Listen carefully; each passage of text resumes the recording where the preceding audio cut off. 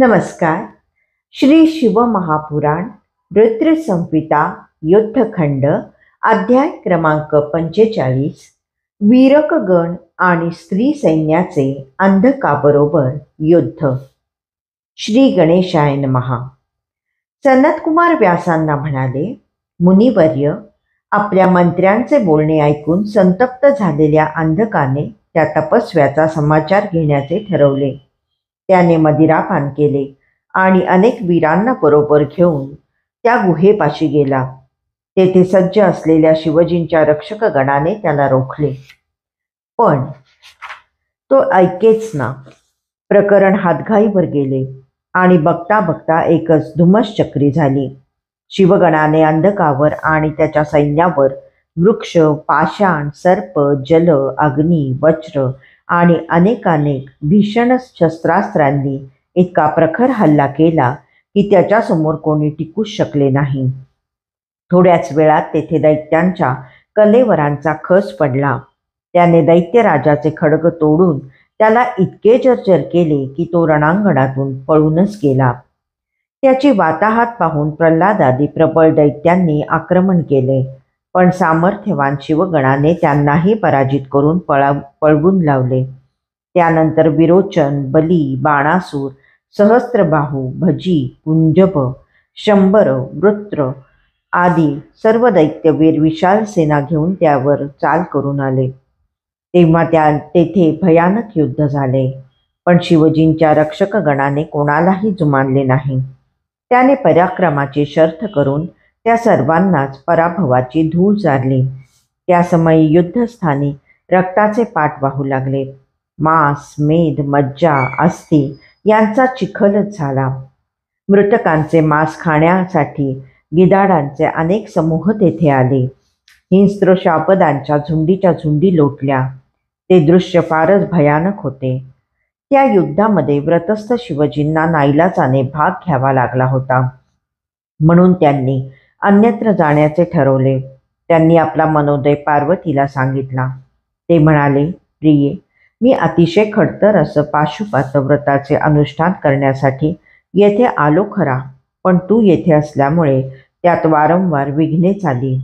मर्त्य दैत्यांनी आक्रमणे केली. त्यांच्याशी युद्ध करताना मी अनेकांचा वध केला. त्यामुळे एक प्रकारे पुण्यक्षयच झाला. आता येथे थांबण्यात काही अर्थ नाही.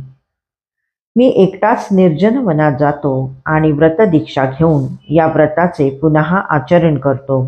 त्याशिवाय मला समाधान वाटणार नाही. पार्वतीने त्यांच्या म्हणण्यास संमती दिली.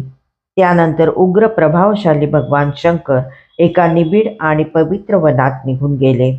तेथे एकांतात रममाण होऊन सहस्त्र वर्षे चालणाऱ्या आणि देवदानवांनाही दुष्कर अशा पाशुपत व्रताचे अनुष्ठान करू लागले. इकडे पार्वती मंदार पर्वतावरील गुहेत राहून शिवजींच्या आगमनाची वाट पाहत होती. ती गुहेच्या आत एकटीच दुःखी होऊन राहत असे. शिवजींचा वीरकपुत्र वीरगणच तिचे रक्षण करत असे. असे बरेच दिवस लोटले. वरदानामुळे उन्मत्त झालेल्या अंधकाला पार्वतीला प्राप्त केल्याशिवाय कसे चैन पडणार? त्याच्यासाठी ते एक आव्हानच होते. शिवजींच्या वीरकगणाने त्याला झोडपून व पराजित करून पळवून लावले होते. तो अनुभव गाठीशी असूनही दैत्यराज पुन्हा मुख्य योद्ध्यांना घेऊन त्या गुहेपाशी आला. त्याने वीरकगणाबरोबर भयंकर युद्ध केले. त्या प्रसंगी सर्वांनीच अन्न, पाणी व निद्रेचा त्याग केला होता. ते युद्ध 505 दिवस अहोरात्र चालले होते. त्या अवधीत महाबली वीरक दैत्यांशी युद्ध करत राहिला आणि त्यांना हरवत राहिला. त्यानंतरही नानाविध शस्त्रास्त्रांचे प्रहार होतच राहिले. गुहेच्या दारावर व संपूर्ण परिसरात दैत्यांच्या कलेवरांचे ढीग साचले होते. कित्येक जण मूर्छित होऊन पडले होते. सातत्याने युद्ध करून घायाळ झालेल्या वीरकही मूर्छित होऊन पडला. त्याच्या अवाढव्य देहामुळे गुहेचे दार बंद झाले. दैत्यांनी त्याला बाजूला करण्याचे अथक प्रयत्न केले, पण त्यांना ते शक्य झाले नाही. इकडे गुहेमध्ये असलेल्या पार्वतीला बाहेरील वर्तमान समजले. तिने ब्रह्मा, विष्णू आणि शिवजींच्या बलवान गणांचे स्मरण केले. साक्षात जगदंबेने स्मरण केलेले जाणून भगवान श्रीहरी, ब्रह्माजी, इंद्रादी देव, महान प्रतापी मुनिजन, सिद्ध, नाग, गुह्यक आदी सर्वच आपापल्या पार्षदांसह मोठ्या संख्येने स्त्री रूप धारण करून आले. स्त्रियांच्या अंतःपुरात पुरुषांना प्रवेश नसतो, म्हणून त्यांनी स्त्रियांची रूपे धारण केली होती. असो, पार्वतीने त्यांना सर्व वर्तमान सांगितले. तेव्हा दैत्यांचा समाचार घेण्यासाठी त्यांचे बाहू स्फुरण पाहू लागले. त्यांनी आपापली शस्त्रे प्रकट केली. कल्पांताच्या मेघगर्जनांप्रमाणे भयंकर गर्जना केल्या, भेरी वाजवल्या, शंख फुंकले. त्या निनादाने वीरकाला जाग आली.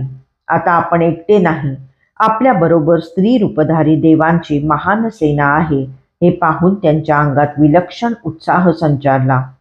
गगनभेदी गर्जना करून तो दैत्यांवर तुटून पडला. तो उठल्याबरोबर गुहेचे द्वार मोकळे झाले आणि आतून स्त्रियांचे सैन्य शस्त्रे उगारून त्वरेने बाहेर आले. देवांनी आपापल्या नावांना अनुसरून स्त्री रूपे अर्थात देवीची रूपे धारण केली होती. त्यांची स्वरूपे, आयुधे आणि वाहनेही मूळ देवतांप्रमाणेच होती. ब्राह्मी, नारायणी, ऐंद्री, वैश्वानरी, याम्या, नैऋती, वारुणी, वायवी, कौबेरी, यक्षेश्वरी, गारुडी आणि इतर देवी रणांगणात आल्या. त्या समय दैत्यांच्या अफाट सेना सागर पाहून त्यांना मोठे आश्चर्य वाटले. त्या भयव्याकुळ झाल्या. त्यांना पुढे जाण्याचे धाडस होईना. तेव्हा ब्राह्मीने स्त्री रूपधारी विधात्याने त्यांना सावध केले. विरोचित भाषण करून त्यांना युद्धासाठी उद्युक्त करू लागला. पार्वतीच्या अनुमतीने पराक्रमी वीरकाला सेनापती करून त्या देवींनी अंधकाच्या सेनेवर चढाई केली. अतिभीषण युद्ध केले. पार्वती ही शस्त्रसज्ज होऊन त्यांच्या बरोबरीने युद्धात उतरली. तिने असीम पराक्रमाने लक्षावधी दैत्यांचा संहार केला. ते युद्ध जवळजवळ 1000 वर्षे चालले होते. तेव्हा व्रताची सांगता करून भगवान शिवजीही मंदराचलावर आले. त्यांना पाहून पार्वतीसह सर्व देवींचा उत्साह दुणावला. त्यांनी दैत्यांशी तीव्र युद्ध केले.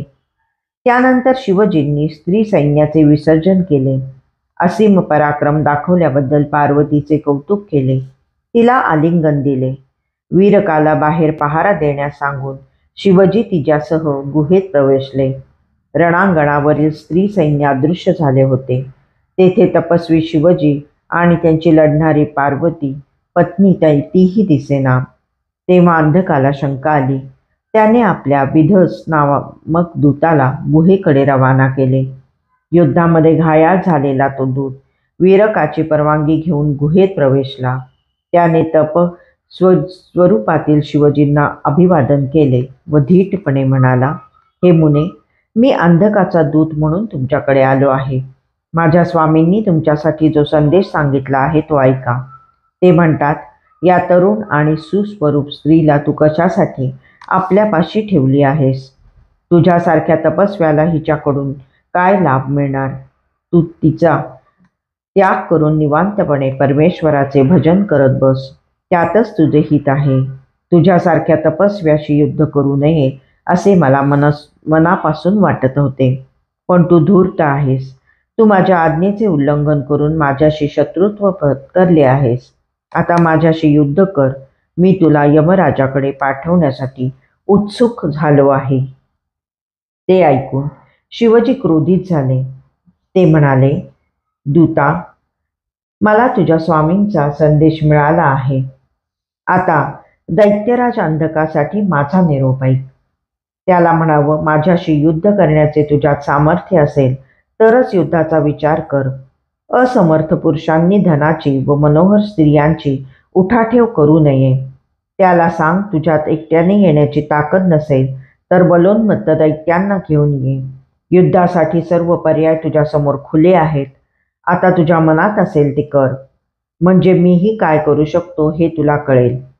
शिवजींचा निरोप घेऊन विधस नावाचा तो दूत गुहेबाहेर पडला. आपल्या अनुपस्थितीत अंधकाने पार्वतीला त्रास दिला म्हणून महादेव खरोखरच चिडले होते. त्यांनी त्या दुष्टाला धडा शिकवण्याचे ठरवले. अध्याय 45 समाप्त.